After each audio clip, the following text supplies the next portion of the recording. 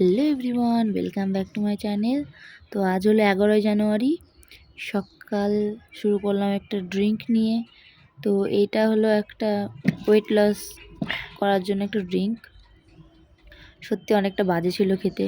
যাই হোক, শেষ তো আমাকে করতেই হবে। সেই ভেবে এক ঢুকে শেষ করে দিলাম। তো 1 ঘন্টা পর একটু রেস্ট নিয়ে তারপর 1 ঘন্টা পর ঘুগনি মুড়ি নিয়ে চলে এসেছি। ওয়েট লস করলে কি হবে, আর আমার খাওয়া তো আর বন্ধ হচ্ছে না। তারপরে ঘুগনি মুড়িটা খাওয়া দাওয়া করে আজ করবো একটু ঘরটা পরিষ্কার। ঘরটার অবস্থা খুব খারাপ হয়ে আছে। তো চলো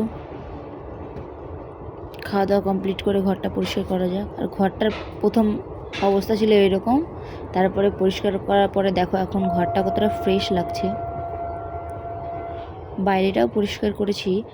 বাইরেটা যখন নোংরা ছিল তখন কিছুটা এমন ছিল, তারপর পরিষ্কার করার পর এমন হয়ে গেছে। তো কেমন লাগলো ভিডিওটা অবশ্যই জানিও।